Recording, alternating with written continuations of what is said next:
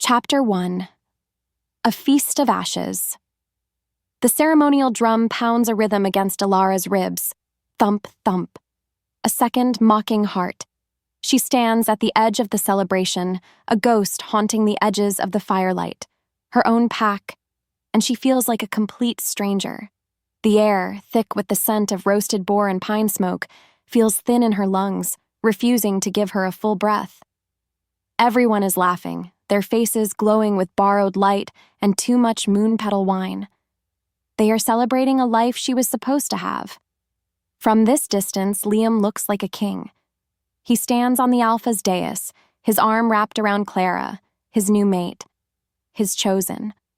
Clara is radiant, her belly already showing the gentle swell of a promised future, a future Liam had sworn belonged to them. Her laughter is like silver bells.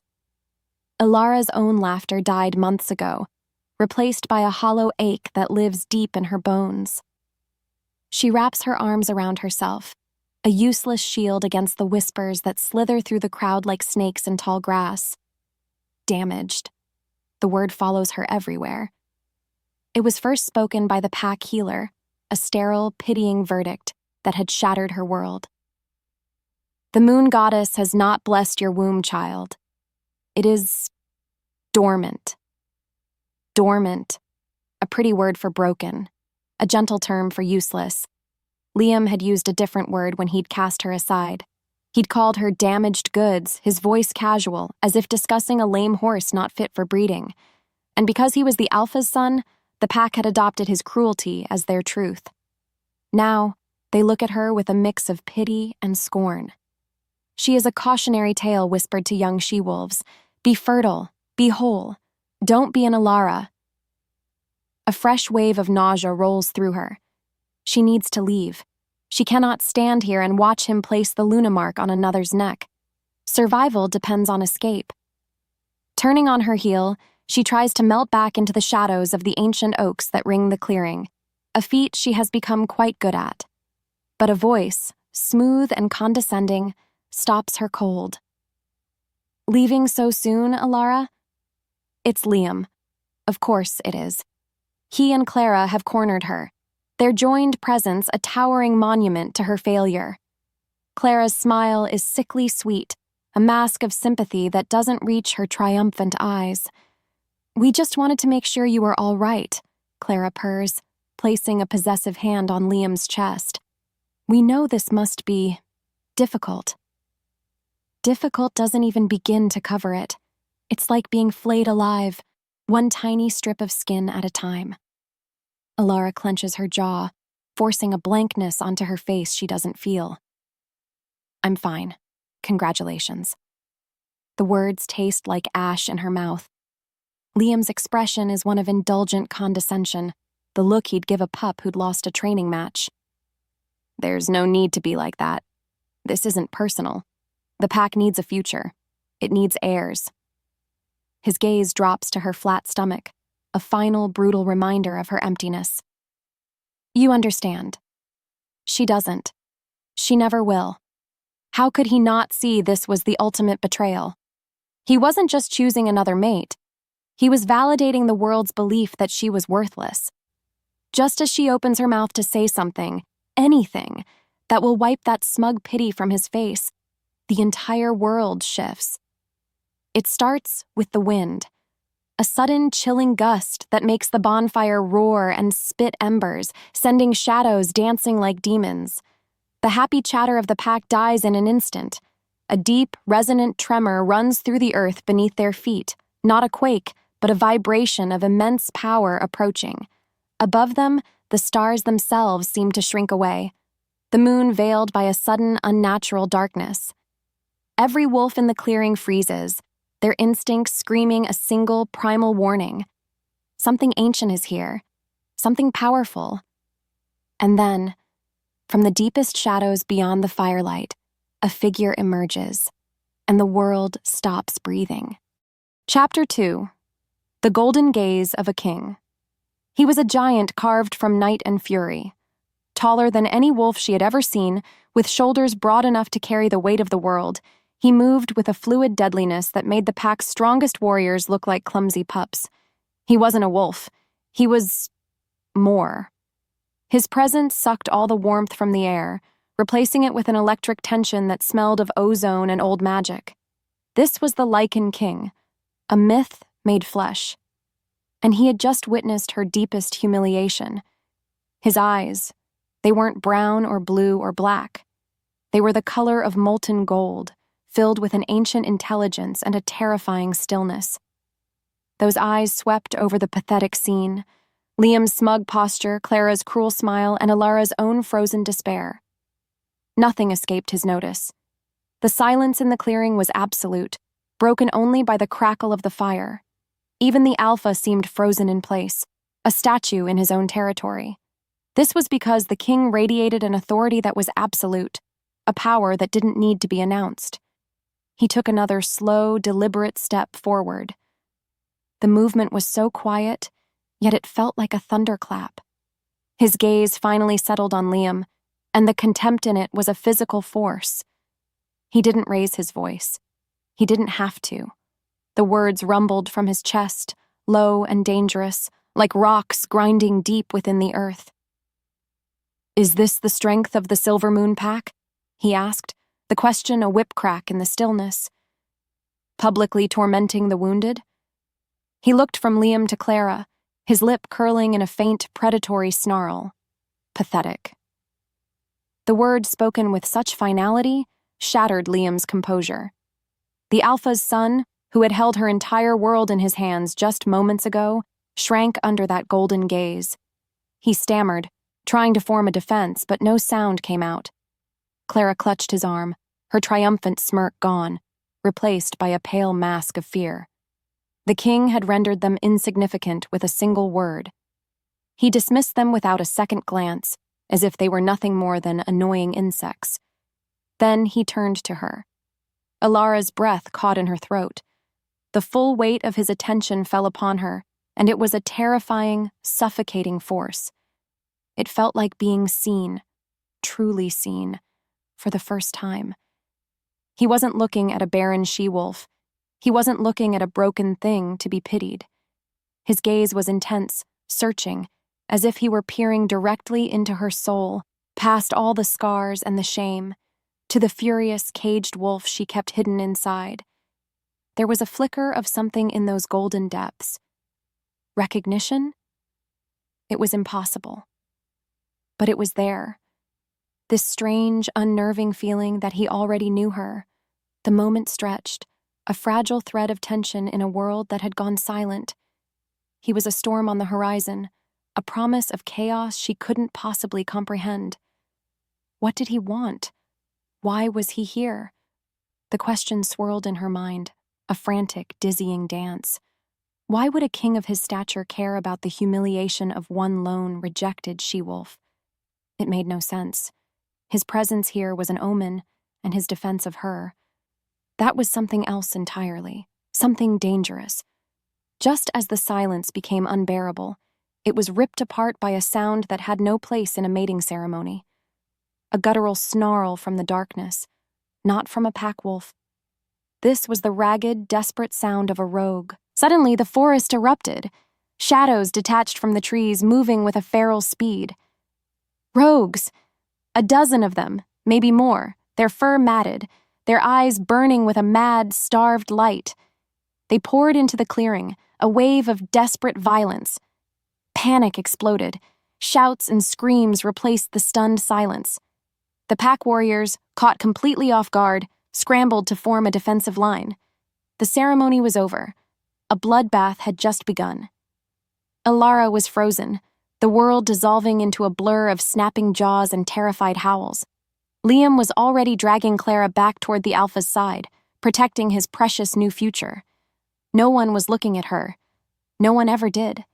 A massive rogue, its teeth bared in a rictus of hunger, broke through the line. Its wild eyes locked onto her. The weakest prey. An easy kill. It lunged, a dark shape of claws and death. Elara had no time to scream, no time to even think. This was the end. But it wasn't. A blur of motion, faster than thought, slammed into the rogue. It was the king. Chapter 3. A spark in the ashes. He moved like a phantom, a living shadow of pure, lethal grace. One moment he was standing before her. The next he was a whirlwind of destruction. The rogue never stood a chance. The king didn't shift. He didn't need to. He met the beast with his bare hands, the sound of snapping bone echoing sickeningly in the chaos. He was brutal, efficient, a force of nature in the shape of a man. He tossed the rogue's broken body aside like a piece of trash and turned back to her before it even hit the ground. His chest was heaving slightly, his black shirt splattered with blood that wasn't his. The battle raged around them, a symphony of snarls, screams, and the clang of claws on— Were those silver daggers? But in the space between them, the world fell away. It was just the two of them, surrounded by a war they weren't a part of.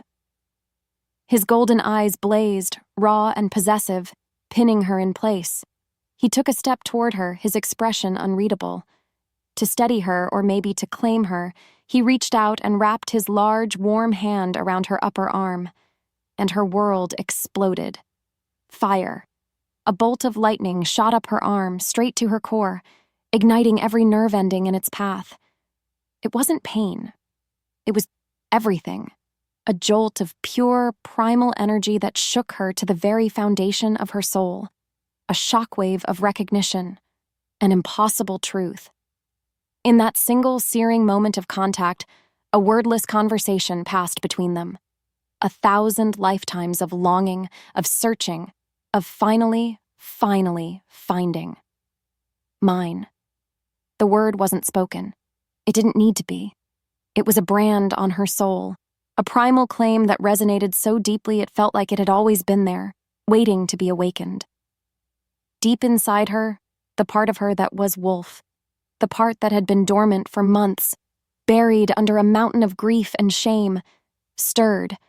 It woke with a furious, triumphant howl, recognizing its other half, its mate. Elara gasped, stumbling back, but his grip was like iron. He held her fast, refusing to let her go. She stared up at him, her heart hammering against her ribs, her mind reeling. Mate? No. It was impossible. It was a cruel joke. The goddess gave each wolf one mate, one perfect match for their soul. Hers was Liam, and Liam had rejected her. He had broken the bond, declared it null because she was flawed. A new bond shouldn't be possible. It defied every law of their existence. What was happening? His eyes burned into hers, a silent, terrifying question in their depths. He looked just as stunned as she felt, his jaw tight, his knuckles white where he gripped her arm. The chaos of the fight faded into a distant roar. The only battle that mattered now was the one raging inside of her, between the cold, hard reality of her rejection and the undeniable, impossible fire of this new connection. Who was this man?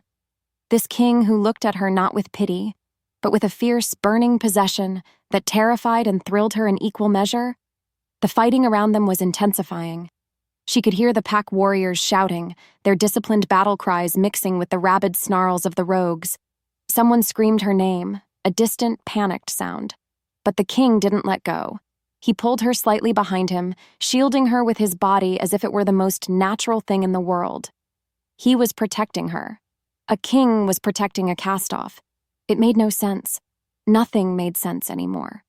Her old life had been shattered tonight, first by shame, and now by a miracle that felt more like a curse. The touch was a promise and a threat, the beginning of something she couldn't possibly survive. Chapter 4. A King's Decree. The chaos of the battle was fading, replaced by the groans of the injured and the acrid smell of rogue blood. But Elara heard none of it. The only sound was the frantic, thunderous drumming of her own heart. King Kaelin's hand was still wrapped around her arm, a brand of impossible heat against her skin. The connection between them was a living thing, a vibrant, humming chord that pulled at her very soul. It was terrifying. It was madness. She tried to yank her arm away, a pathetic, jerky motion. Let go. The words were a ragged whisper, lost in the charged air between them. He didn't release her. His golden eyes were locked on hers, a turbulent storm of shock, fury, and something else. Something so intensely possessive it stole the breath from her lungs.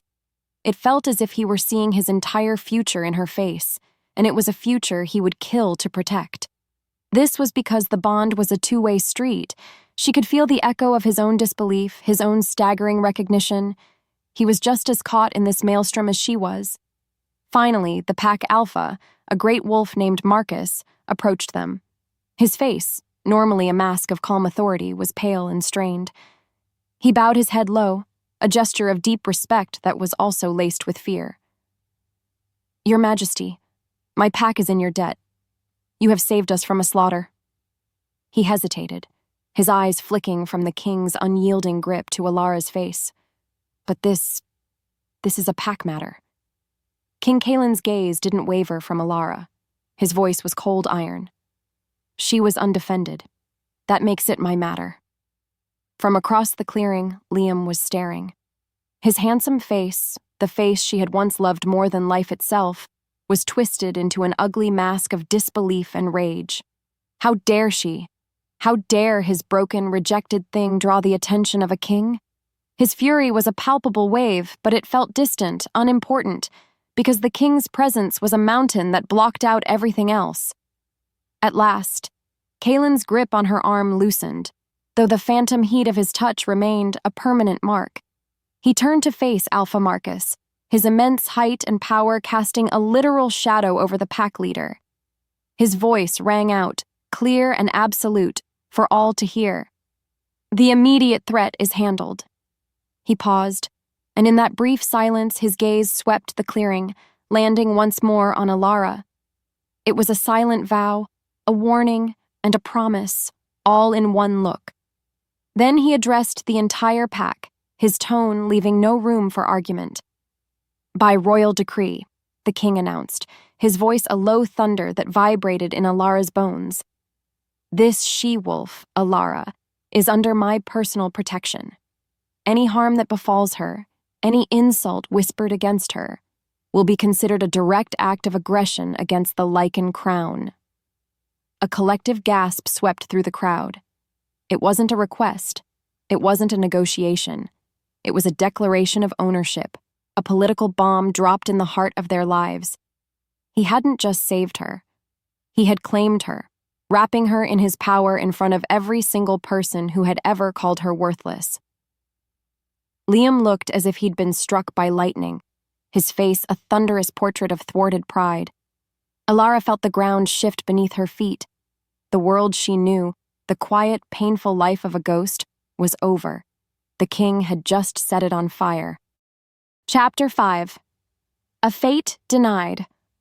Following the king's stunning proclamation, the clearing buzzed like a disturbed hornet's nest. The pack wolves gathered in hushed, frantic groups, their eyes darting between their alpha, a furious Liam, and her. Elara felt like an animal in a cage, the focus of 100 bewildered, resentful stares. She wanted the earth to open up and swallow her whole. The king's protection felt less like a shield and more like a spotlight, illuminating every flaw, every crack in her broken soul. She had to get away, had to find a shadow to crawl back into. But he wouldn't let her. As Alpha Marcus tried to restore order, King Kaelin moved toward her, his presence parting the crowd like a ship through water. He cornered her near the edge of the woods, the massive trunks of the oaks at her back leaving her no room for escape. Up close, he was even more intimidating. The scent of him, clean rain, ancient forest, and pure, untamed power, was overwhelming. You felt it. It was a statement, not a question. His voice, for her ears only now, was a low, intense rumble that vibrated through her. Elara flinched, wrapping her arms around her waist. A lie was her only defense, a desperate, fragile shield against a hope so terrifying it could destroy her. I don't know what you're talking about, she whispered, staring at the ground. I felt nothing. A humorless chuckle escaped him. Look at me and say that." Slowly, she forced her gaze upward. His golden eyes were searing, seeing right through her pathetic lie. The truth was a wild thing, thrashing inside her chest. "You're mistaken," she choked out, the words tasting like poison. I can't be your mate. My bond. It was with Liam. A bond he broke," Kaelin countered, his voice sharp. "A bond he proved himself unworthy of. The moon goddess does not make mistakes, little wolf. Fate chose you for me." That word, fate, made something inside her snap.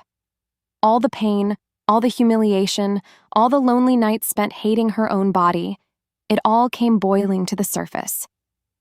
"Fate," she hissed, her voice trembling with a sudden violent fury. "Fate chose to make me barren.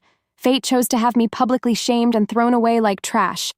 Your fate is just another cage, another way for me to be pitied and judged. I will not be your charity case. I will not be your broken toy for you to fix." Tears of rage and despair welled in her eyes, and she hated them. She hated this weakness. But even more, she hated the flicker of understanding in his eyes. She didn't want his understanding. She didn't want his pity. It was safer to be hated, because hate was an ending. Pity was a long, slow poison. She had to push him away before he could get close enough to see just how damaged she truly was, because if he saw it and rejected her too, that was a wound she would not survive. His expression, for a brief moment, softened. He saw the raw terror behind her anger, but then his jaw hardened, his kingly resolve returning like a steel mask. He knew she would fight this, and he was prepared for a war. He took a single step back, leaving the intimacy of their private confrontation and reclaiming the center of the clearing. He drew himself up to his full, intimidating height, commanding the attention of every wolf present. His voice boomed, a king's proclamation that echoed off the trees and silenced every whisper. "Hear me, Silver Moon," he roared. "There is no mistake. Elara is my fated mate, chosen by the goddess herself. I will claim what fate has given me." The declaration was a gauntlet thrown down, a final, irrevocable statement. He hadn't just drawn a line in the sand. He had built a fortress on it and dared the entire world to challenge him. Elara stood frozen, her heart a block of ice in her chest. She felt like she was standing at the edge of the world, and the king, he had just shoved her into the abyss. Chapter 6. Point of No Return. The king's claim hung in the chilled air, thick and suffocating. The pack was stunned into silence, their collective gaze swinging between Elara and their alpha. King Kaelin turned to Marcus, his golden eyes narrowed, his authority absolute. "She will gather her things. She leaves for my lands with me at sunrise." It was not a request. It was the statement of a fact that had already been decided. She is no longer your responsibility. Liam finally broke. A raw, guttural snarl ripped from his chest. "You can't do this," he raged, stepping forward. "She's a Silver Moon wolf. She's nothing, a barren outcast." "Silence!" The command came not from the king, but from Alpha Marcus, Liam's own father. The Alpha's face was a grim, calculating mask. Elara saw it then, the cold political maneuvering in his eyes. She wasn't a pack member to him anymore. She wasn't even a person. She was a bridge, a living, breathing sacrifice he could use to forge an alliance with the most powerful ruler on the continent. Her worthlessness had suddenly, ironically, made her priceless. "She will be ready, Your Majesty," Alpha Marcus said, his voice strained but firm. He had just sold her. He had traded her for political favor, casting her out with the same casual cruelty as his son. A strange, hollow calm washed over Elara. The final thread that tied her to this place, to these people, had just been severed. She had endured their whispers, their pity, their scorn. But this final, absolute betrayal was liberating. There was nothing left here for her to fight for, nothing left to lose. She was already a ghost in this pack. The only difference now was that she would be haunting someone else's lands, This feeling was a dangerous cocktail of terror and freedom. Two she-wolves she had known since birth escorted her to her small cold den at the edge of the territory. They didn't speak to her. They didn't meet her eyes. It was as if she were already dead to them. She packed her few belongings: a spare tunic, a worn leather-bound book of old tales, a small wooden wolf her mother had carved for her years ago. It took less than 5 minutes. When she emerged, the first light of dawn was painting the sky in bruised shades of purple and gray. The king was waiting for her, a tall, silent silhouette against the rising sun. The rest of the pack watched from a distance, their faces a mixture of fear, awe, and resentment. This was her exodus, her exile. Kalen offered no words of comfort, no false promises. His presence was simply a fact, a large, dangerous, and undeniable fact that was now the center of her universe. He held out his hand to her, a simple gesture, but it was everything. Taking it meant leaving her home, her history, her entire world behind. It meant stepping into a future so uncertain it felt like walking off a cliff in the dark. But staying meant suffocating in the ashes of her old life. Her heart hammered against her ribs. What choice did she really have? With the eyes of her entire past watching, she took a shaky breath. She lifted her hand and placed it in his. The spark ignited instantly, a familiar jolt of fire and fate, a terrifying and thrilling hum that traveled up her arm and settled deep in her chest. He curled his fingers around hers, his grip strong and sure. A silent promise of protection, or a declaration of possession. Maybe both. Together, they turned their backs on the Silver Moon pack. They walked away from the whispers, the judgment, and the life that had almost broken her, heading into the dawn and into the king's world. Chapter 7. The Ashen Court. The journey to the Lycan lands was a silent, bruising affair. They traveled for what felt like days, the landscape shifting around Elara like a dream. The gentle, rolling hills of her homeland gave way to jagged mountains that clawed at the sky, their peaks shrouded in a perpetual mist. The trees here were ancient giants, their branches so thick they blotted out the sun, creating a world of eternal twilight. The very air felt different, heavier, charged with a raw, untamed power that made the wolf inside her pace with a mixture of fear and excitement. This was a land of predators. Kalen's fortress was not built, but commanded from the rock. It was a brutalist masterpiece of dark, volcanic stone carved directly into the heart of the largest mountain, looking less like a home and more like a great beast lying in wait. Towers pierced the clouds like broken fangs, and the wind that howled through its narrow passages sounded like a mournful cry. This wasn't a castle, it was the citadel, a predator's den, and she was the newest prey. The moment they stepped into the great hall, she felt the eyes. Dozens of them. The Lycans of his court were nothing like the wolves of Silver Moon. They were larger, their movements sharper, their eyes holding a feral intelligence that was unsettling. They were warriors, every last one of them, and they stared at her with a chilling, analytical curiosity. The whispers started immediately.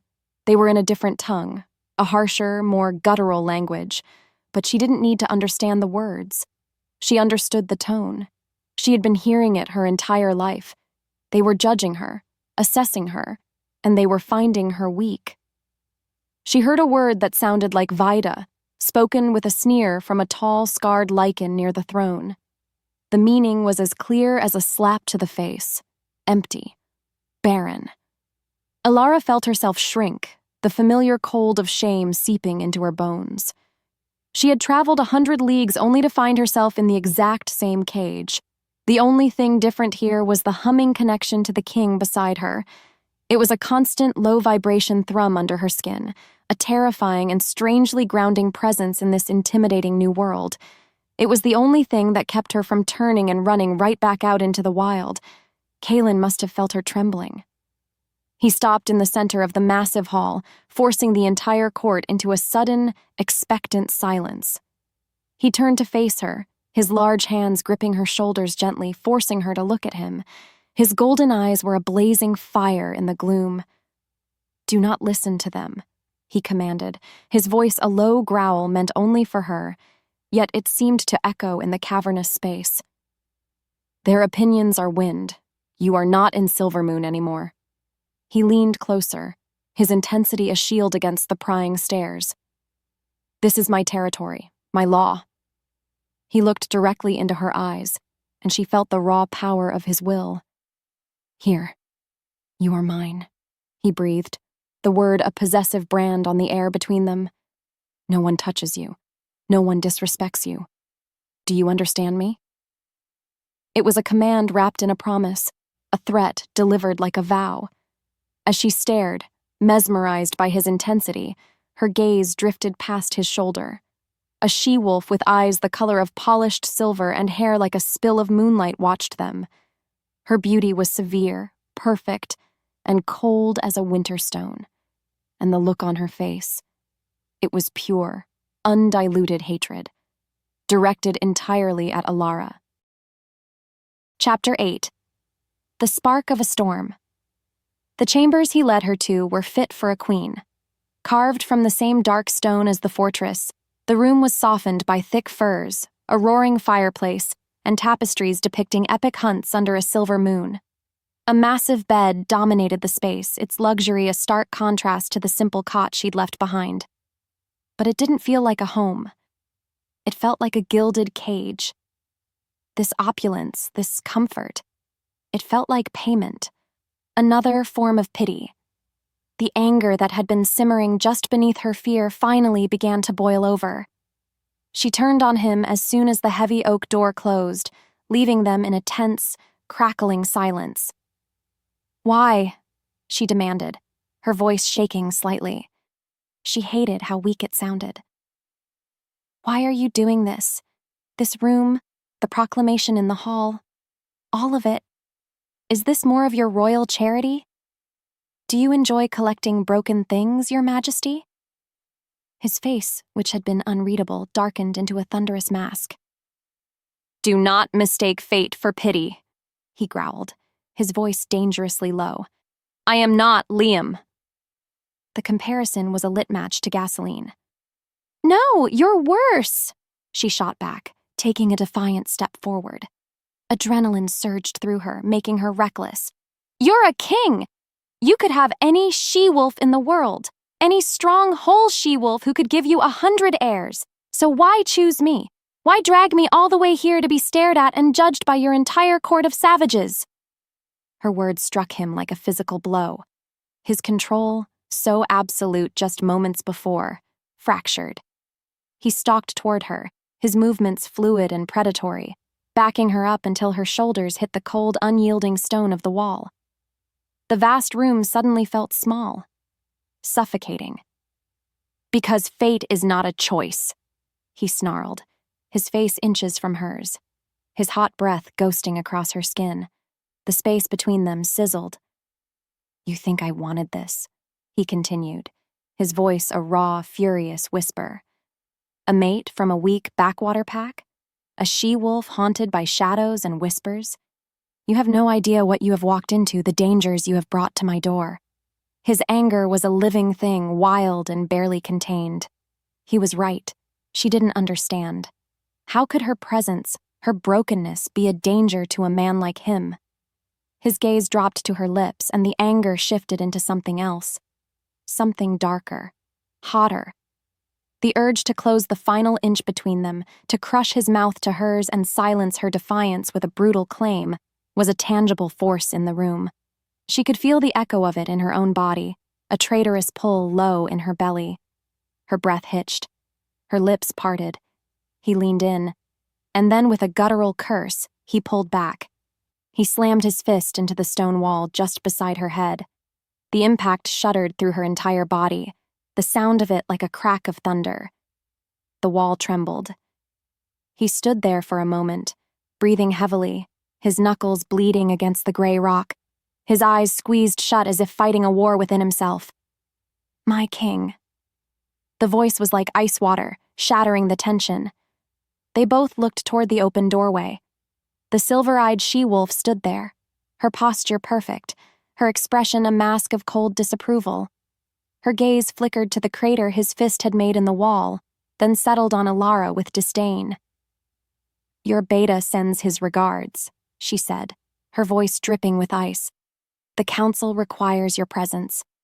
She looked Elara up and down, a slow, insulting appraisal. "Try not to break anything else while you're here. We have standards to maintain." Chapter 9. The Strength of the Unseen. Reeling from the explosive confrontation and the she-wolf's venomous glare, Elara felt the walls of the luxurious room closing in. This wasn't a sanctuary. It was a prison of furs and stone. She had to get out. She needed air. Slipping out of the chamber, she wandered the cold, echoing corridors of the citadel, her footsteps the only sound. The fortress was a maze, designed to confuse invaders, and she soon found herself lost, eventually stepping out into a vast, windswept courtyard. Lycan children were training there. They were older than pups, but not yet adults, their movements already filled with a deadly grace her own pack's younglings lacked. They tumbled and sparred with wooden staffs, their laughter sharp and wild in the crisp mountain air.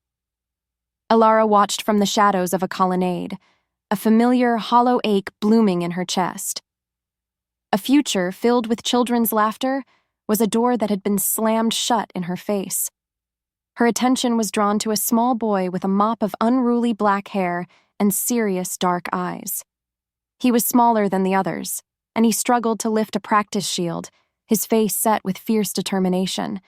As the other children moved to a different drill, a trainer began stacking the heavy wooden shields against a stone rack. He didn't secure the last one properly. It all happened in a heartbeat. The shield, a thick plank of iron-banded oak, wobbled. The small boy, his back to the rack, took a proud step backward to admire his work with a training dummy, placing himself directly in the shield's path. It tilted. It slid. It began to fall. The trainers were shouting, too far away to intervene. The other children screamed. Time seemed to stretch and slow. There was no time to think, only to act. A primal instinct Elara didn't know she possessed took over. She shot out from the shadows, her body moving with a speed and desperation that surprised even her. She wasn't a warrior. She was an outcast. But the sight of that innocent child in mortal danger erased everything else. She sprinted across the stone courtyard, a blur of motion. She reached him in 3 long strides, shoving him hard. The boy tumbled out of the way, landing safely on the packed earth with a startled cry. Elara had no time to save herself. She twisted, trying to deflect the blow, and the heavy shield crashed down. Instead of hitting her head, the full, crushing weight of it slammed into her shoulder and back. Pain, white-hot and blinding, exploded behind her eyes. The force of the impact threw her to the ground, her head cracking against the stone. Stars burst in her vision as the world went dark for a second. Through the roaring in her ears, her first coherent thought was of the child. Pushing herself up on one arm, she ignored the fire screaming in her shoulder.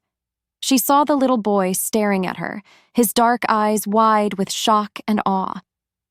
"Are you all right?" she gasped, her voice strained with pain. The trainers and a crowd of onlookers, including the silver-eyed she-wolf, Seraphina, rushed toward them.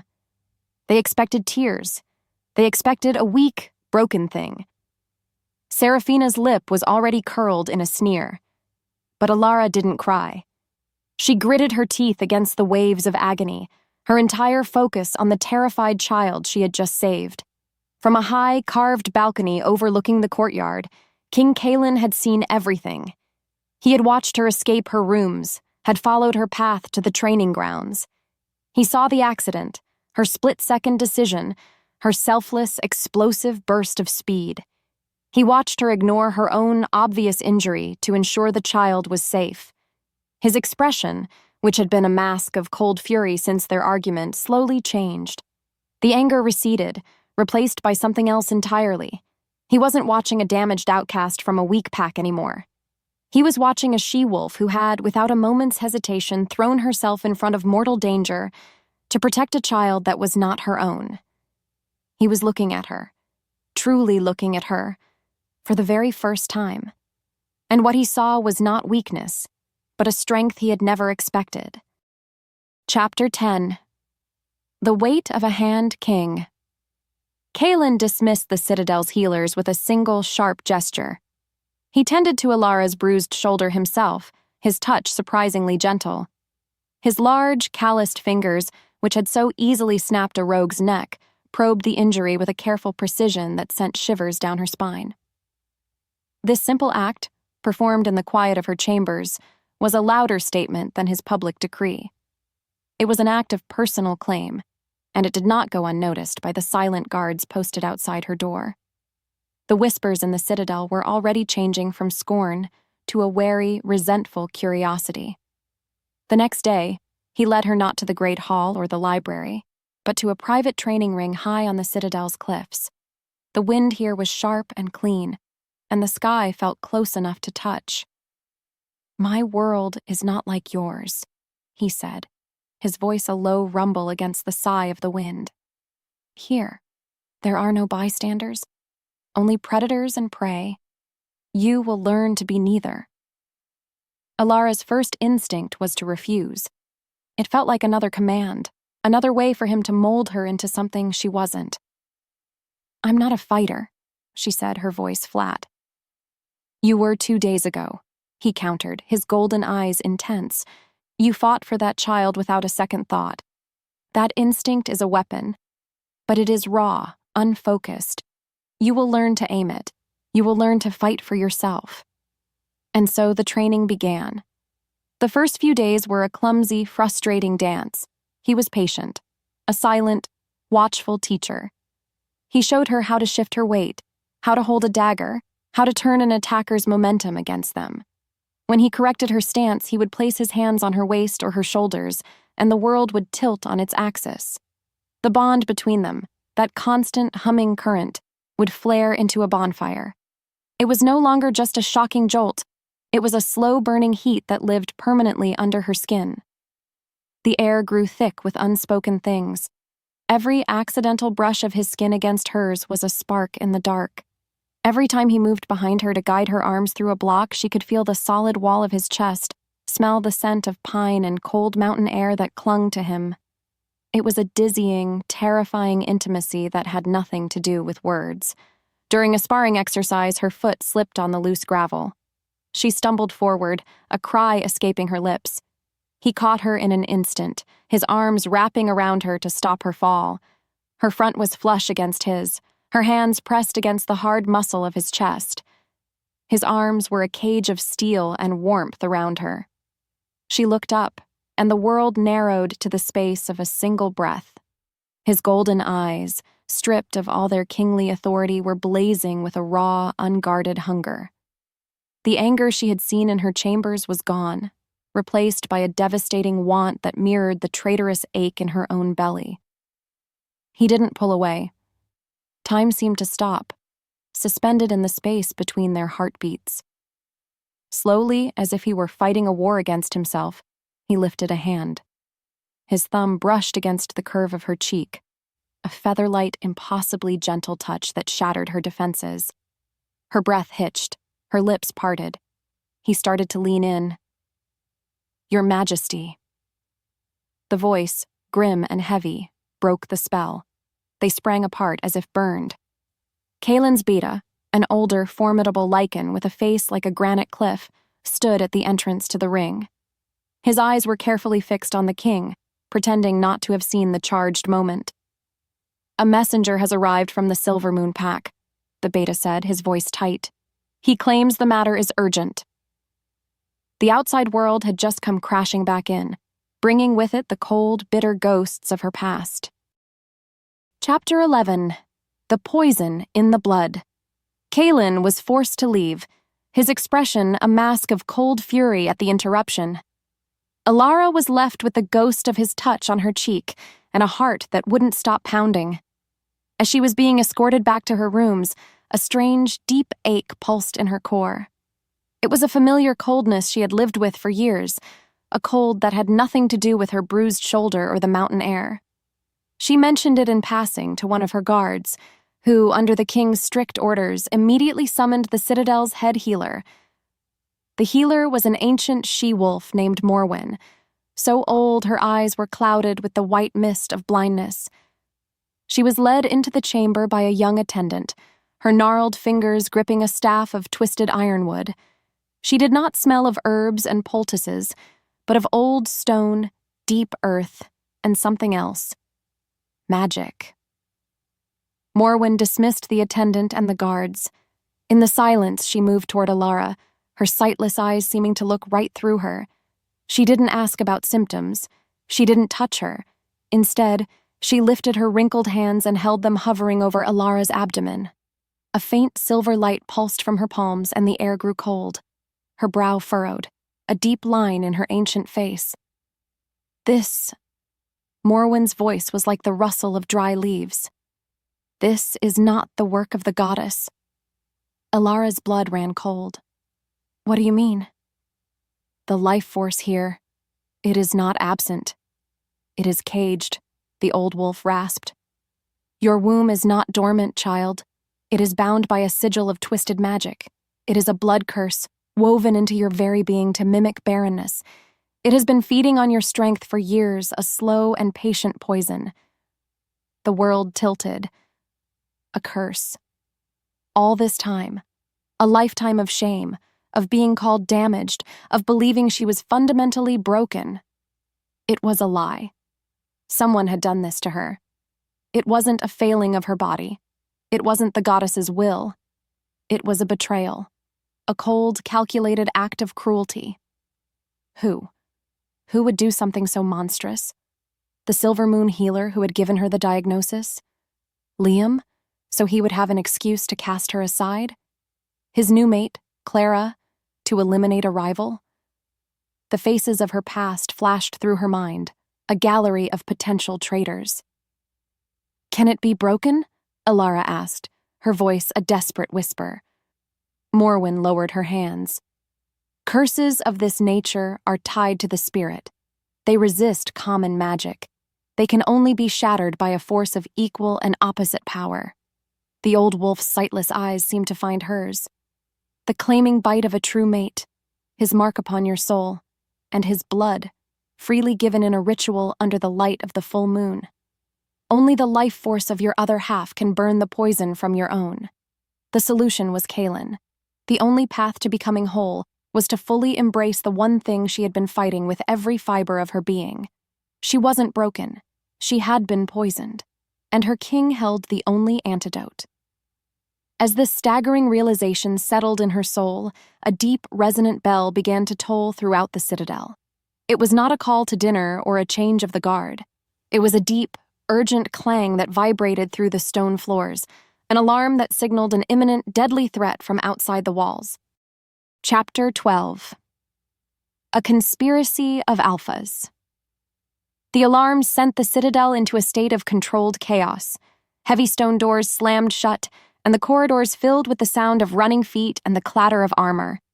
Kaelin's personal guard materialized in Elara's chambers, their faces grim, and ordered her to stay away from the windows.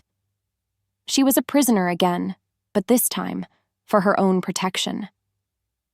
Minutes later, the door burst open and Kaelin swept in, bringing the scent of ozone and violence with him. The mask of the king was firmly back in place. The attack on the northern border was a diversion, he said, his voice clipped and hard. They're not trying to invade. They were trying to draw my forces away from the citadel. They? Elara asked, her heart pounding. Who are they? His golden eyes were dark with a terrible fury. Your former alpha, Marcus. The name felt like a slap. He has made an alliance with the Vargar Pack, a clan of mountain wolves who have challenged my family for generations. He began to pace the room, a caged lion radiating barely contained violence. The Silver Moon messenger was a plant. He let a name slip under interrogation. Vorlag. Kaelin stopped and looked at her, and the pieces began to click into a horrifying picture in her mind. Alpha Vorlag of the Vargar wants to destabilize my reign. And Marcus has offered him the key to doing it. You. Elara felt the blood drain from her face. Me? But why? Because of the curse, Kaelin growled, and she knew then that Morwen must have told him. If the truth of your condition is revealed, it exposes the Silver Moon Pack's treachery. It invalidates Liam's mating to Clara and makes his claim to the Alpha position worthless. Marcus needs you dead to bury that secret forever. He gestured angrily. And Vorlag? He needs you dead because a true mate solidifies my power. An heir would end his challenge to my throne permanently. You, Elara, are the one thing that can secure my future or shatter it. She wasn't just a rejected she-wolf anymore. She was a political linchpin, a living, breathing secret that two alphas were willing to start a war to destroy. Her life had become the prize in a deadly game of power. The stakes were no longer just about her heart. They were about her survival, the fate of a kingdom, and the truth of a devastating betrayal. Just then, his beta burst into the room, his armor hastily buckled. "My king! There's been a breach in the West Wing. It's an assassination attempt. They're trying to reach the throne room." Kaelin's head snapped toward the door, his instincts as a ruler taking over. But as he turned to leave, Elara's eyes were drawn to the balcony. A flicker of movement in the deep shadows, a shape detaching itself from the stone gargoyles. The assassins weren't in the West Wing. That was just another diversion. They were here. For her. Before she could scream a warning, a dark-robed figure slipped over the railing of her balcony, landing silently on the stone floor. A silver dagger, its blade gleaming like a sliver of deadly moonlight, was clutched in its hand. Chapter 13. The fire within the world narrowed to the glint of silver and the scent of death. Before the assassin could take a second step, Kaelin moved. He was a dark blur, a force of pure, kinetic violence that crashed into the attacker, sending them both tumbling over a heavy oak table. Wood splintered. A second figure, just as cloaked and silent, vaulted over the balcony railing. They were surrounded. The beta and the guards were on the other side of the citadel, chasing a ghost. They were alone. Panic seized Elara for a heartbeat, cold and paralyzing. But then she saw the second assassin raise a crossbow, aiming it at the struggling form of the king. The training, the instinct, the memory of protecting that child.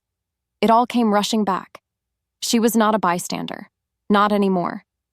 She ripped the heavy iron poker from the fireplace, its weight solid and real in her hands. As the assassin fired, she swung the poker with all her might. The heavy iron bar connected with the crossbow, sending the bolt whizzing harmlessly into the ceiling. The attacker snarled, surprised, and turned on her. But the single moment of distraction was all Kaelin needed. He dispatched his opponent with a brutal final twist and was on his feet, his golden eyes blazing with a king's fury. Together, in a chaotic, desperate dance of survival, they fought. She was not a warrior, but she was fast, using the poker to block and feint, creating openings that Kaelin exploited with lethal precision. When it was over, two broken bodies lay silent on the fine rugs. The chamber was a wreck. Adrenaline sang in Elara's veins, sharp and electric. She and Kaelin stood in the center of the destruction, breathing heavily, their bodies covered in dust and sweat. The immediate threat was gone, but the aftermath left something else in its place. The near-death experience had burned away all their arguments, all their uncertainty, all their fear.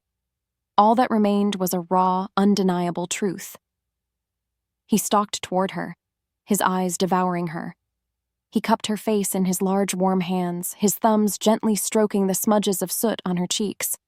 "You," he breathed, his voice rough with an emotion she couldn't name. "You fought."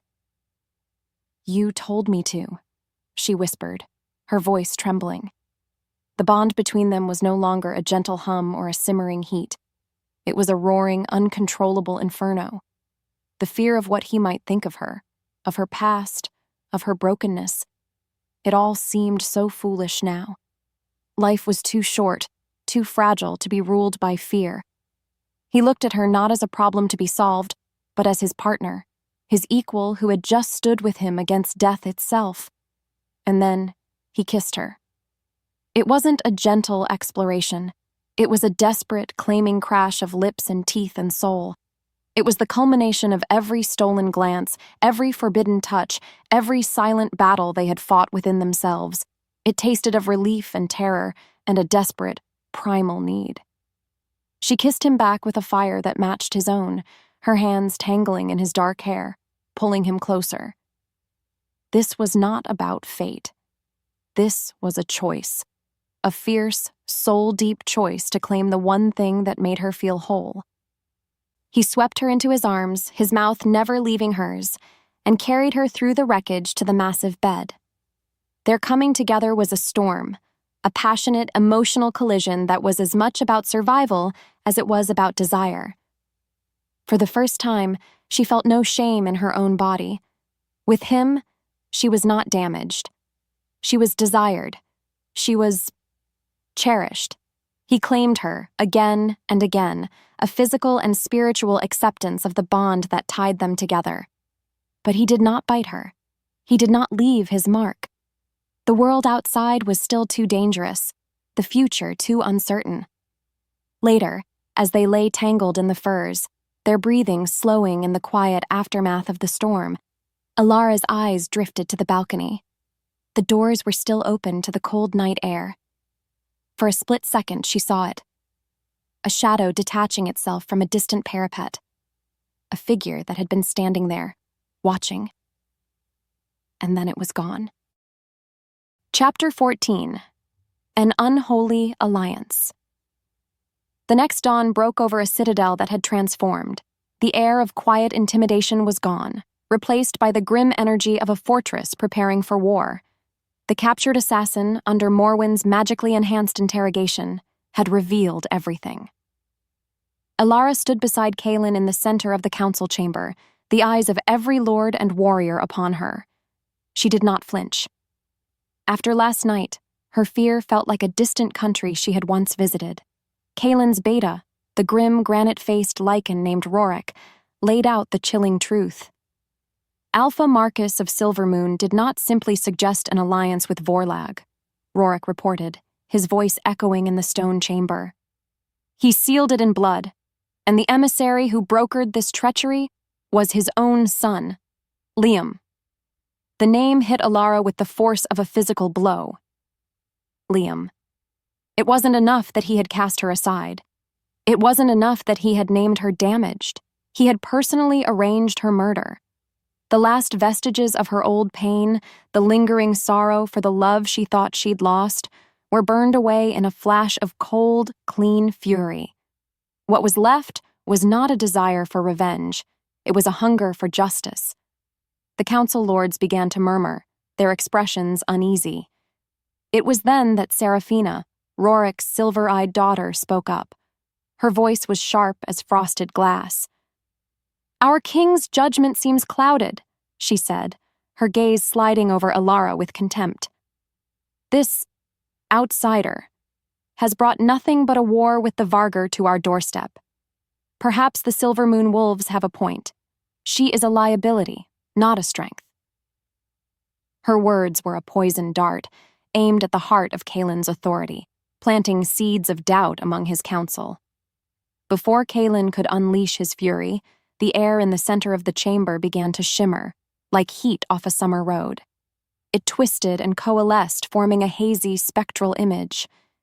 It was dark magic, a Vargur shaman's sending. The image sharpened into a scene, the hulking, scarred figure of Alpha Vorlag, his face a mask of brutal ambition. And standing beside him, looking smug and confident, was Liam. The apparition of her former mate looked across the impossible distance and met Elara's eyes. A cruel, mocking smile twisted his lips. His voice, laced with a magical echo, filled the chamber. "Did you truly believe you could escape what you are, Elara?" he sneered. "A king can drape a broken doll in silks, but it is a broken doll all the same." His spectral gaze was filled with a possessive hatred. "Enjoy your borrowed time. You will never bear his heir." The vision dissolved, leaving a stunned, chilling silence in its wake. Liam's words were not just a taunt. They were a confirmation. He knew about the curse. He knew her deepest wound, the one he himself had inflicted, and he was using it as a weapon in a war he had helped to start. The question hung in the air, terrifying and unspoken. How much more did he know? Chapter 15. The Strength of the Bond. The council chamber erupted into chaos. Kaelin's rage was a palpable force, a promise of the bloody war to come. Seraphina and her faction of dissenters were whispering furiously, their challenge to his rule now hanging openly in the air. Elara, though shaken by Liam's magical intrusion, felt a strange new resolve hardening inside her. She would not be a pawn in their games. Later, she found Kaelin in the royal forge, the rhythmic clang of a smith's hammer a counterpoint to the tension in the air. He was pulling on his black leather armor, preparing to lead a retaliatory strike himself. His beta, Rorik, stood beside him, pointing at a map and advising a strategy. Elara, feeling a sudden need to offer some small comfort, some moment of peace before the storm, poured a goblet of cool water and brought it to him. As she neared, a sudden blinding pain exploded in her own chest. It was a sharp, stabbing agony, so intense and so real that she cried out, dropping the silver goblet with a clatter. It felt as if a blade had just been plunged deep into her own heart. But it wasn't her pain. Through the searing, undeniable power of the mate bond, she felt his agony. It was Kaelin's. Her head snapped up. She saw Rorik, the loyal beta, his face no longer stoic, but a mask of cold, murderous intent. In his hand was a small, wicked-looking dagger, its tip glowing faintly with a purple, viscous poison. He hadn't been advising his king. He had been waiting for the perfect moment to strike. He was a traitor. No! Elara's scream was a raw, primal sound. She didn't think. She launched herself forward, a desperate, flying tackle. She crashed into Kaelin, her smaller body knocking the powerful king off balance just as Rorik lunged. The poisoned blade, which had been aimed directly at Kaelin's unsuspecting heart, was deflected. It sliced across the king's ribs, a deep and serious wound, but not the instantly fatal blow the traitor had intended. Rorik, his betrayal laid bare, snarled and turned on Elara. "You should have stayed broken!" he roared, raising the dagger to strike her down. But before his arm could descend, Kaelin, wounded but incandescent with a king's fury, lashed out. His armored backhand caught the beta across the face, sending the traitor flying through the air to crash into the forge's glowing coals. The royal guard, alerted by the commotion, stormed into the forge, their swords drawn. The coup had failed. Rorik was seized, his body smoking, and his face a ruin. His daughter, Seraphina, was captured in the corridor moments later, her beautiful face a mask of ice-cold, defeated rage. The internal rot had been exposed and cut out, and it was all because of Elara. Healers rushed to Kaelin's side, their faces pale with panic at the sight of the poison already darkening his veins. But Kaelin ignored them. He reached out and gripped Elara's hand, his hold surprisingly strong. His body was racked with pain, but his golden eyes were perfectly clear, filled with a look of fierce pride and staggering awe. "The bond," he rasped, his voice tight with pain and wonder. "It warned you. I felt nothing. But you felt it for me." Their connection was more than just desire, more than just fate. It was a weapon. It was a shield. The traitors inside the citadel had been defeated, but Vorlag and Liam were still out there, their plans now in ruins. They would be more desperate, more dangerous than ever. The war had truly begun, and Elara was no longer a victim caught in the currents. She was the heart of the storm. Chapter 16. The ghost of Silver Moon weeks bled into one another, each day marked by the slow, steady healing of the king.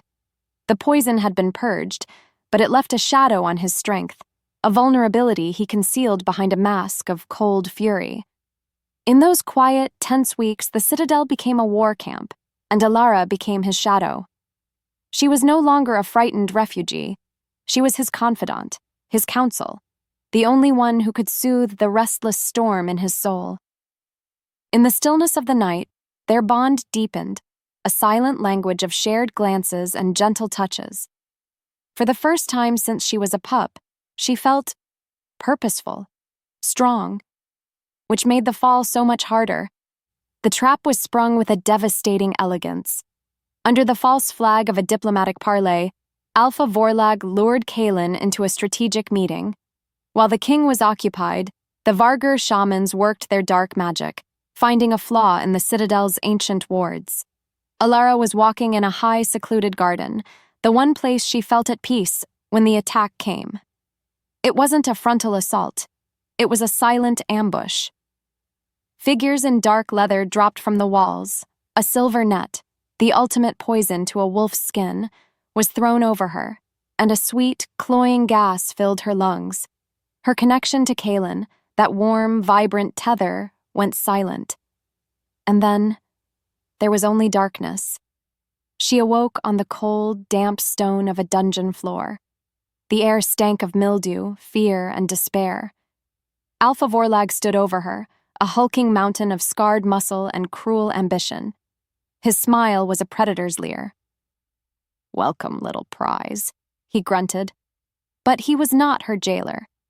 He gestured to the shadows, and another figure stepped forward, the flickering torchlight illuminating a face she knew better than her own.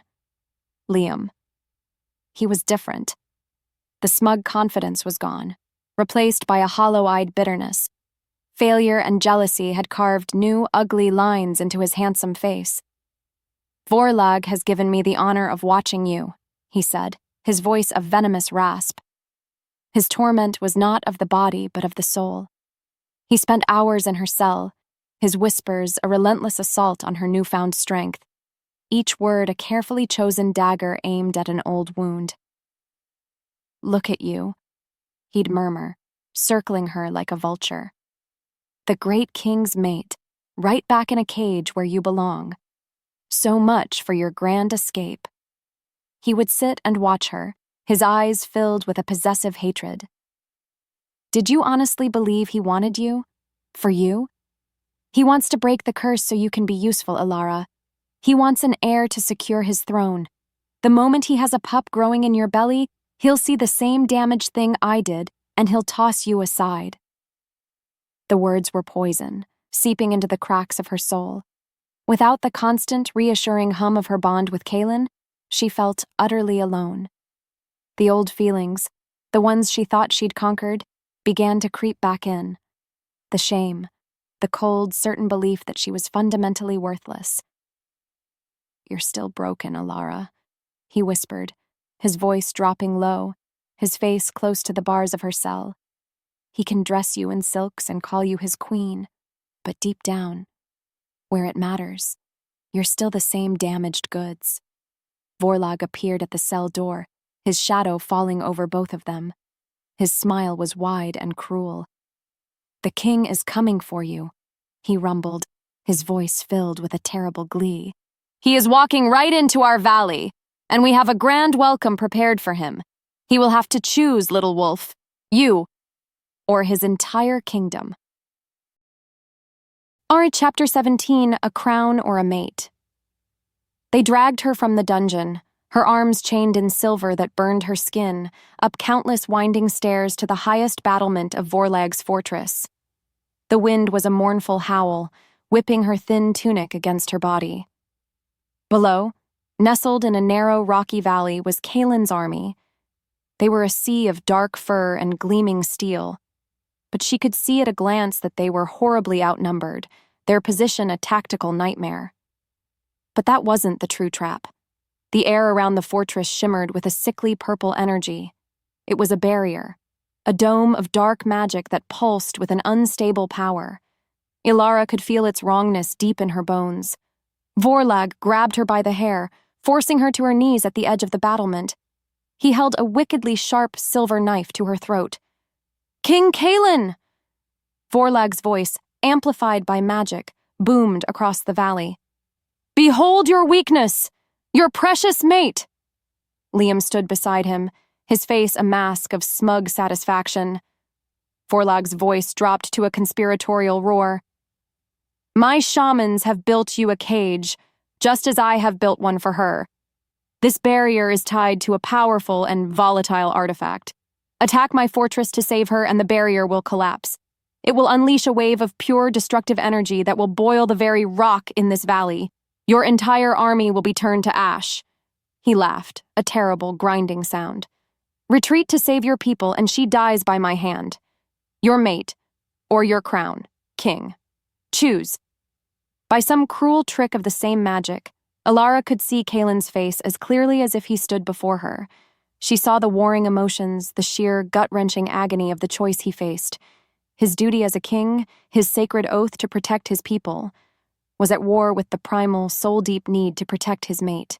He was a god among wolves, a being of immense power and absolute authority, and for the first time, she saw him look utterly lost.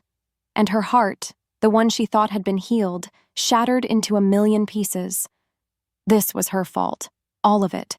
Her existence had become the weapon that would destroy him. If he chose her, he would be a failed king, a selfish monster who sacrificed thousands for one woman. He would be hated. His reign would be over. If he chose his army, he would lose the other half of his soul, a pain she couldn't even begin to imagine. Seraphina had been right all along. She was a liability, a weakness, a curse upon the man she loved. Liam's words echoed in her ears, a venomous chorus. "He'll toss you aside. Damaged goods." Across the impossible distance, the faint, struggling thread of their bond flared. She felt the crushing weight of his pain, the horror of his impossible choice, and it was more than she could bear. And in that moment, feeling his agony as her own, she made a decision. She would not be the anchor that dragged him to the bottom of the sea. Chapter 18, The Unwanted. The standoff stretched into an eternity.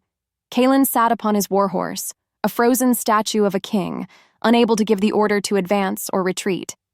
His army waited in a tense, terrible silence. Forlag and Liam savored the moment, their faces alight with the joy of a perfectly executed checkmate. They were not just defeating a king, they were breaking him. Elara knew what she had to do. It was the only merciful path left to her. She closed her eyes, shutting out the wind and the jeering faces of her captors. She focused inward, searching for the faint, flickering ember of her bond with Kaelin. She found it, a weak and desperate pulse in the suffocating darkness of her despair. She gathered every ounce of her will, every shred of her love for him, and pushed it all down that fragile thread. It was not a cry for help. It was a final, desperate command.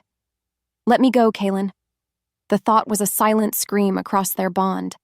"Please, let me go. Your people need their king. I am not worth it. I am not worth a single one of their lives." Her own internal voice was a chorus of self-hatred. "I was a fool to ever think I could be a queen. I am a plague. I bring nothing but ruin and death." Liam was right. He was always right. Damaged, broken, unwanted.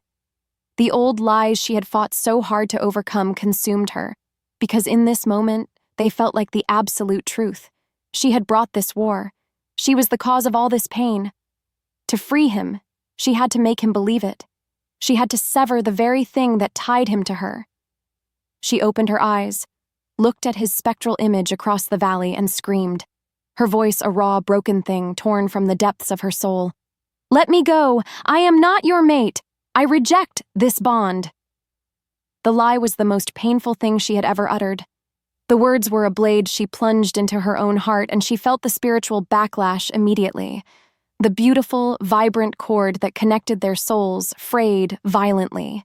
It began to snap, thread by agonizing thread, under the impossible weight of her rejection. Across the valley, Kaelin physically recoiled on his horse as if he'd been shot. The anguish that flooded his face was more profound than any physical wound. He was losing her. Not to Vorlag's knife, but to the despair she had chosen over him. He was watching her willingly crawl back into the cage her abusers had built for her, and he was powerless to stop it. Liam, seeing her utter defeat, leaned close to her ear. his lips brushing her skin. His voice was a triumphant, venomous whisper meant only for her.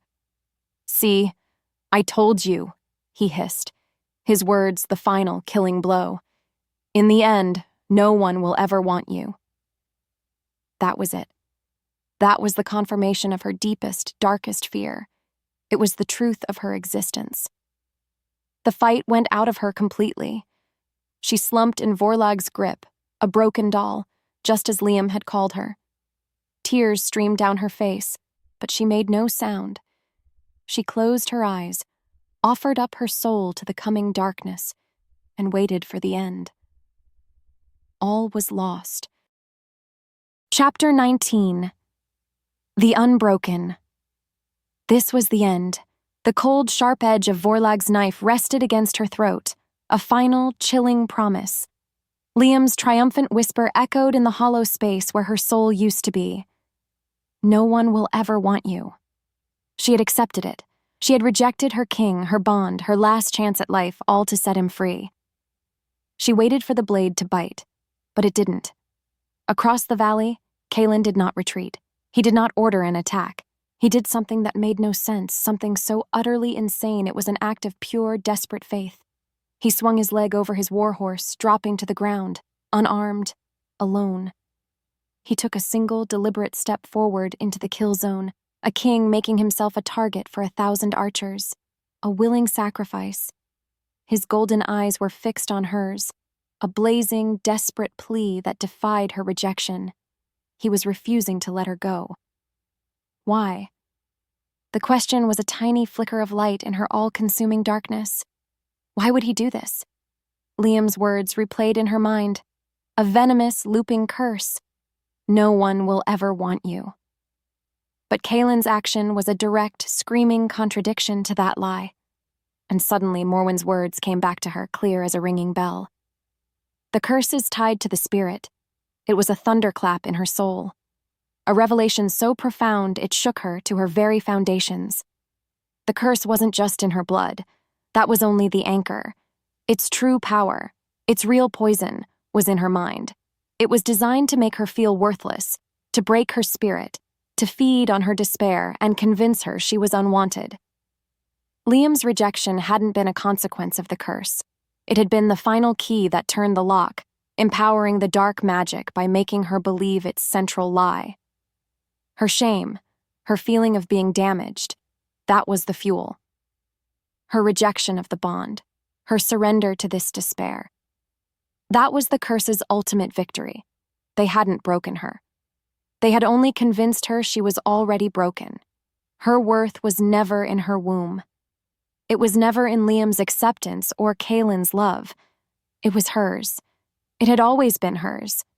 It was the strength that had made her stand up to her tormentors at the ceremony.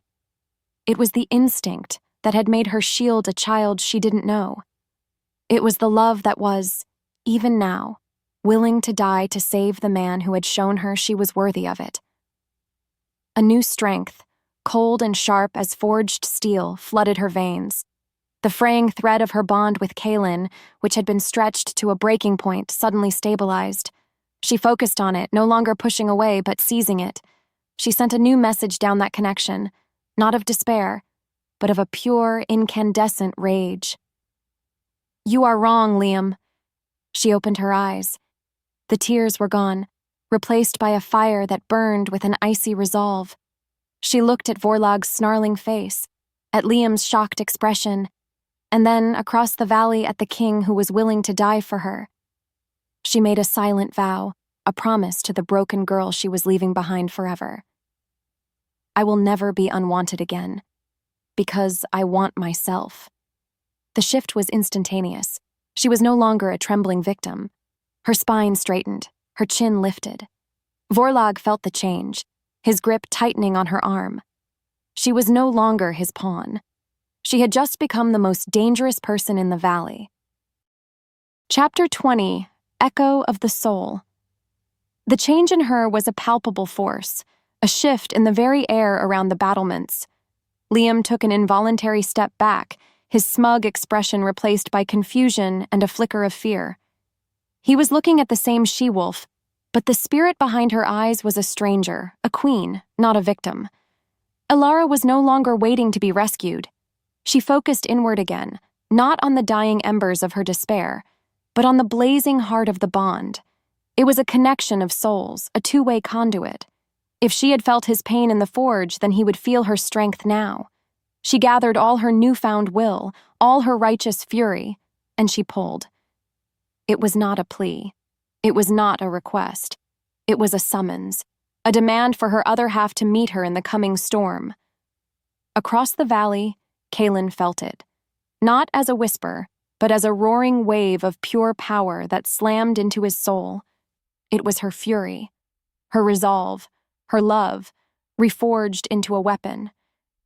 It was the beacon he had been praying for, the answer to Vorlog's impossible choice. He understood then that the trap was never about military strategy. It was about breaking Elara's spirit, and she had just won. The surge of pure, defiant energy that shot through the bond had an unintended consequence. It resonated with the unstable Vargar magic fueling the barrier. A low, discordant hum began to emanate from the standing stones that lined the valley, the air growing thick and heavy. In the heart of the fortress, Vorlog's shamans cried out as they lost control of their own dark creation. Vorlog was distracted, his head snapping toward the source of the hum. That single moment was all Elara needed. With a guttural cry, she stomped down, grinding her heel onto the arch of Vorlog's foot. As the giant lichen roared in pain, she drove her head backward, smashing the bridge of Liam's nose with the back of her skull. There was a sickening crunch. The silver chains on her wrists burned like fire, but her will was hotter. She twisted, ripping herself free from Vorlog's loosened grip.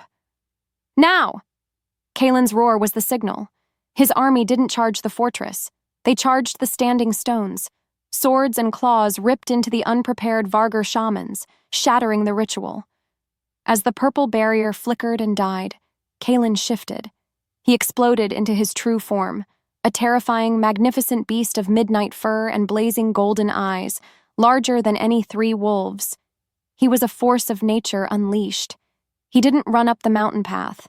He devoured it, his massive claws finding purchase on the sheer rock face. Elara, meanwhile, fought her way down, a whirlwind of desperate, focused violence. She met him halfway up the slope, a storm of black fur and unholy power colliding with a she-wolf who had just discovered her own fire. He shifted back in a heartbeat, his hands finding her, his eyes searching hers, finding not a victim to be saved, but his equal. "I'm here," was all he said. "I know," she breathed. They stood united, back to back, as Vorlog's enraged warriors swarmed them from above and below. The battle for the fortress had begun. The final war was here. Chapter 21, The Luna's Mark.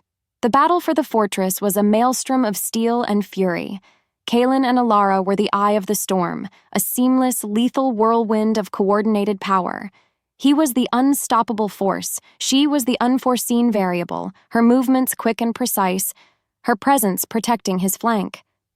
They fought their way through the outer defenses and into the fortress itself, a united front that his warriors followed with awestruck, roaring devotion. They found a moment's respite in a secluded alcove as their forces flooded the main courtyard, the final confrontation with Vorlog and Liam now inevitable. Kaelin was still breathing heavily, the lingering effects of the Vargar poison a subtle weakness his rage could not entirely conceal. He was about to charge toward the throne room to end this once and for all. "Wait!"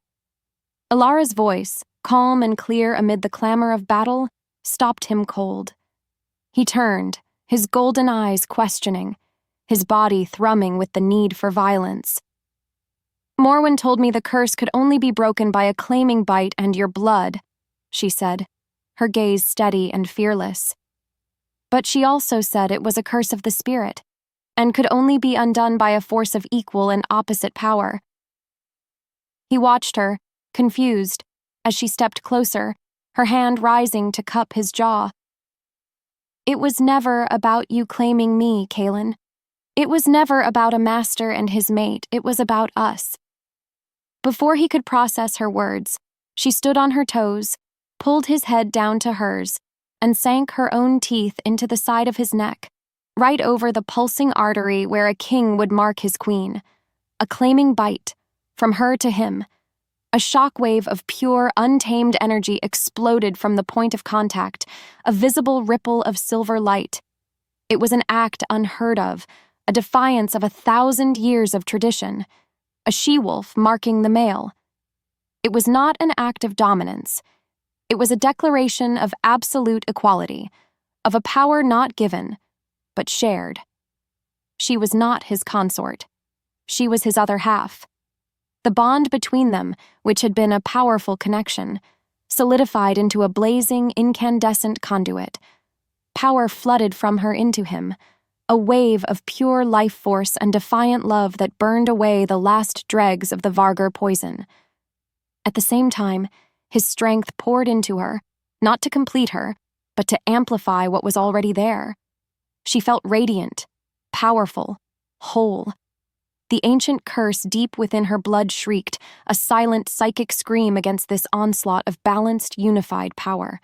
It was not broken, not yet. But it was cornered, weakened, its hold on her shattered. Kaelin let out a roar that shook the very stones of the fortress. It was not a sound of pain or anger, but of pure, staggering awe.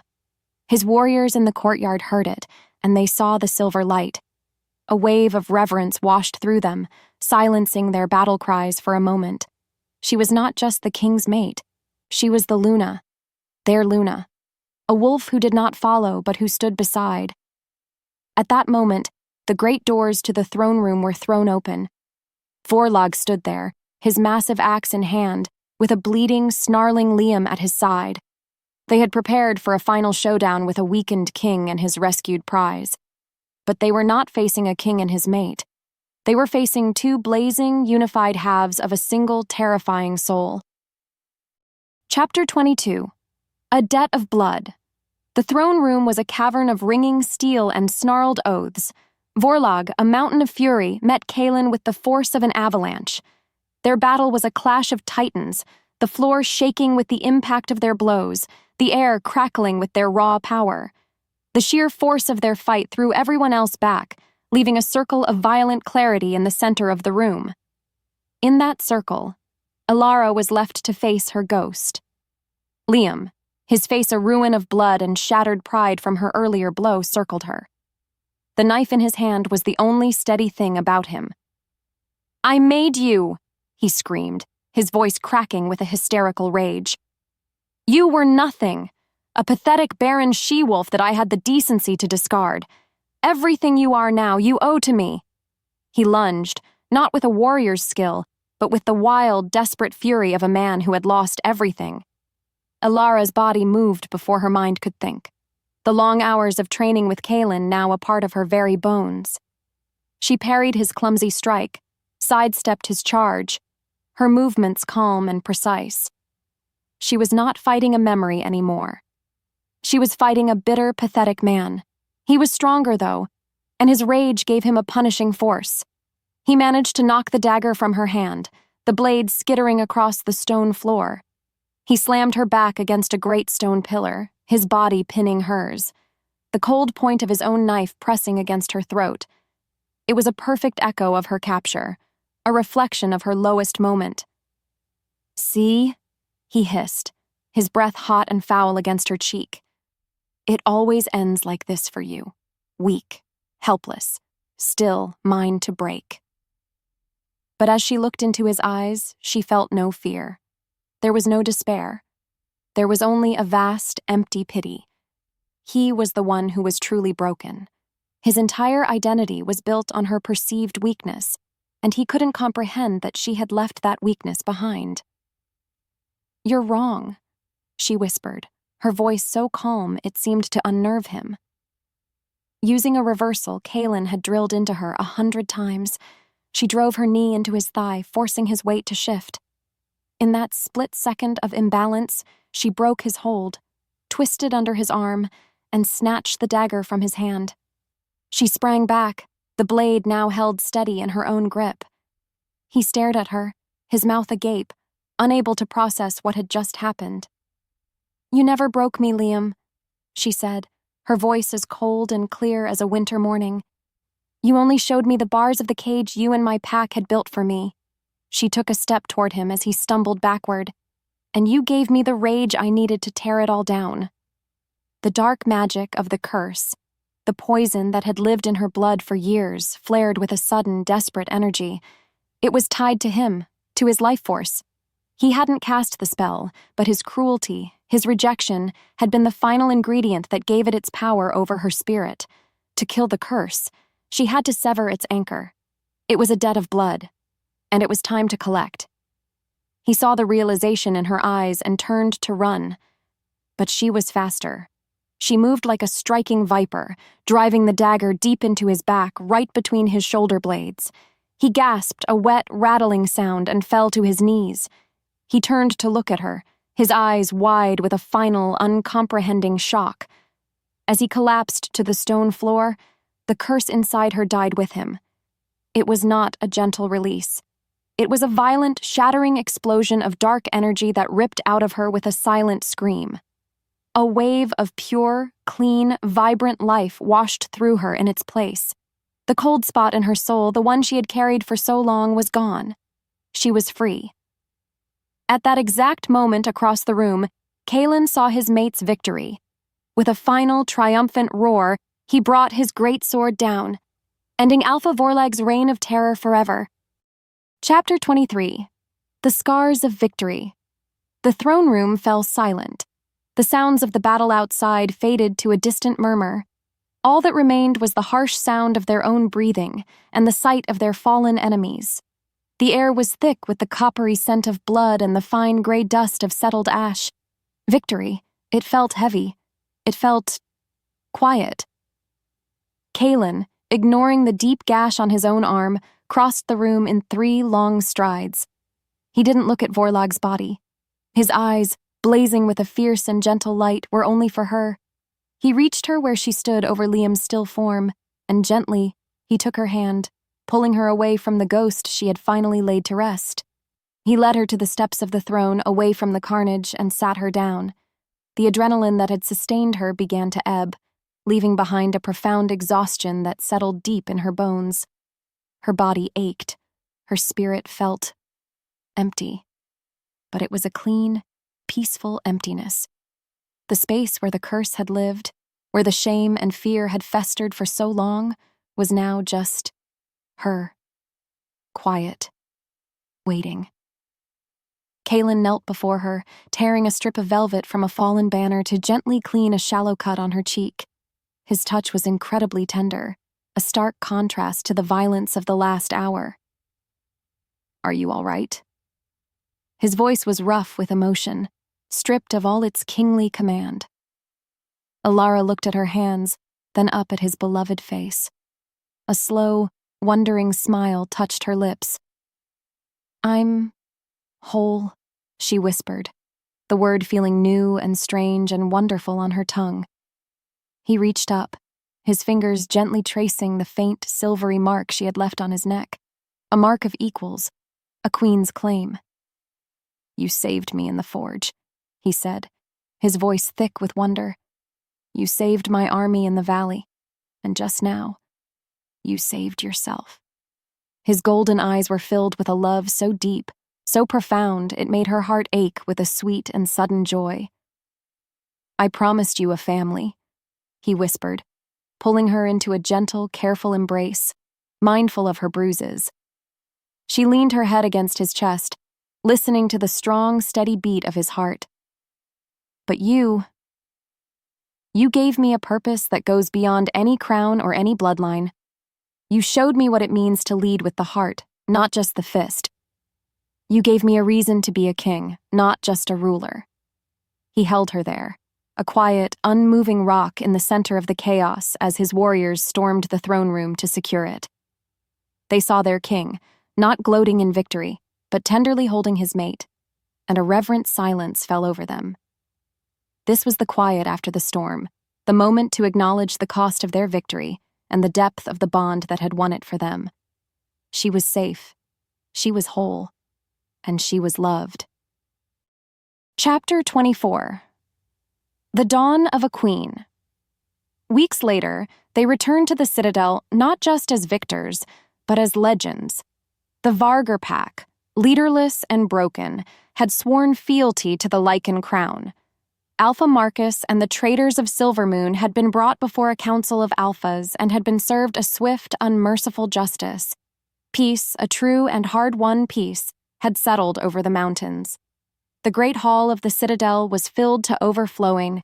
Every Lycan lord was in attendance, their banners hanging from the high stone walls. A humbled delegation from the Silvermoon pack, now led by a new, honorable alpha, stood among them. This was not a mating ceremony. This was a coronation. Elara stood beside Kaelin on the great dais, not in a simple tunic, but in robes of midnight blue velvet, the color of his fur. She felt the eyes of the world on her, but for the first time, there was no judgment in their gaze. There was only awe. Kaelin, his presence commanding the absolute attention of the hall, took the ancient, heavy crown of the Lycan Kings from its pedestal. But he did not place it on his own head. He turned to face his people, his voice ringing with a fierce, undeniable pride. "For generations we have been led by a king," he declared. "A single wolf who bears the weight of our future. But one wolf, no matter how strong, can be blinded. One wolf can be broken." His golden eyes found Elara's, and a silent, loving message passed between them. "Today, that age ends." He turned to Elara. "I swore an oath to lead you, but this she-wolf, she has taught me that true strength is not in singular rule, but in a perfect union. She faced down her own demons and saved us from ours. She is not a consort to a king. She is the other half of this kingdom's soul." Before the astonished eyes of the entire Lycan court, he knelt. He held the crown up to her. "Behold," he said, his voice ringing with a love that was its own form of power. "Elara, the unbroken, my mate, my equal, your queen." A heartbeat of stunned silence, and then the hall erupted. The roar of approval was a physical force, a wave of sound that shook the very foundations of the mountain. She took the crown, her hand steady, and placed it upon her own head. As the cool, heavy weight of it settled, a strange and wonderful warmth spread through her core. It was a feeling she had only ever dreamed of, a gentle, fluttering sensation deep within her, the faint, miraculous beat of a new life. The curse was gone, her body was healed, and the goddess, or perhaps her own indomitable will, had finally granted her the one thing she had been denied. She looked down at Kaelin, who was still kneeling before her, and placed a hand on her belly. She saw the question, the dawning miraculous hope in his eyes. A secret, joyful tear slipped down her cheek, a tear not of sorrow, but of a happiness so profound it felt infinite. She had been told she was damaged. She had been called broken. But she was never either of those things. She was a queen, forged in the fires of betrayal, waiting for a war to reveal her true strength. And now, she had everything. A king who knelt before her, a kingdom that roared her name, and the impossible, beautiful beginning of a family.